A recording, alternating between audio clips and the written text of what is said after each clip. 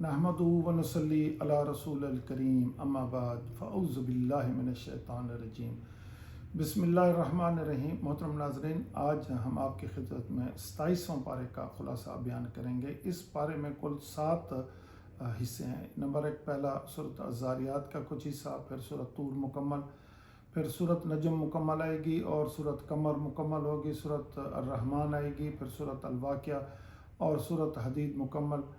تو سورۃ ذاریات میں جو بقیہ حصہ اس میں کچھ یہ ہے کہ جس طرح فرعون اور اس کے اہلکار کو دریا میں ڈبویا اور قوم عاد کو ہوا کی نظر اور قوم سمود اور قوم نوح علیہ السلام کے عذابوں میں گرفتار ہونے کا ذکر فرمایا گیا۔ آگے سورۃ طور آتی ہے اور اس میں کئی باتیں ہیں۔ نمبر 1 قیامت کا بیان ہے، نمبر جنت میں کس طرح گھومے پھریں گے یہ ہے، پھر آقا دو جہاں صلی اللہ علیہ وسلم کو اہل مکہ نے کیا کہا اور ان اذیتوں کا شکار کیا، اس کی طرف اشارہ ہے۔ آگے ناظرین پھر سورۃ نجم شروع ہو رہی ہے اور سورۃ نجم میں بہت ساری باتیں مذکور ہیں۔ نبی کریم رؤوف رحیم صلی اللہ علیہ وسلم نے حضرت جبرائیل کو 2 مرتبہ اور ان کو اصلی حالت میں دیکھا، اور ابتدا میں نبوت میں اور معراج کے موقع پر، اور سدرۃ المنتہا کا بھی ذکر اسی میں ہے۔ اور یہ سفر معراج کا جو واقعہ ہے، یہ اللہ رب العزت نے اپنے محبوب کو جو یہ سفر کروایا تھا اس کا تذکرہ کچھ حصہ سورۃ بنی اسرائیل میں ہے اور کچھ حصہ سورۃ نجم میں ہے۔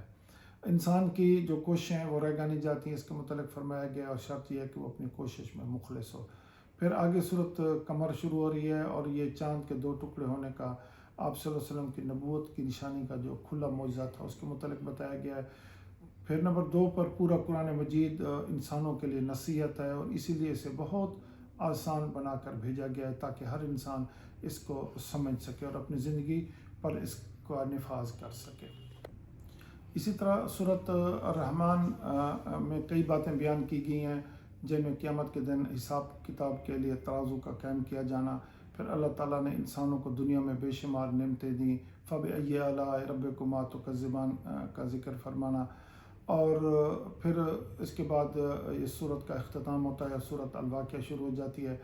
سورۃ الواقعہ میں نمبر 1 قیامت کس طرح قائم ہوگی اور اس کی ہلکی سی جھلک بتائی گئی ہے۔ پھر قیامت کے روز لوگ 3 زمروں میں ہوں گے، یعنی 3 ان کے گروپ بتائے گئے ہیں، سابقین اولین، اصحاب الجمین و اصحاب الیمین، یعنی جو جہنمی ہیں ان کے متعلق بتایا گیا۔ اسی طرح اللہ تعالیٰ کی قدرت کاملہ کا بیان بھی ہے، اور پھر آگے چل کے ناظرین سورۃ الحدید جو ہے نا وہ شروع ہو جاتی ہے، اور اس میں اللہ تعالیٰ کی وحدانیت اور توحید کا بیان ہے، فتح مکہ سے پہلے خرچ کرنے والے اور اللہ تعالیٰ کے راستے میں جہاد کرنے والوں کی فضیلت کا بیان ہے۔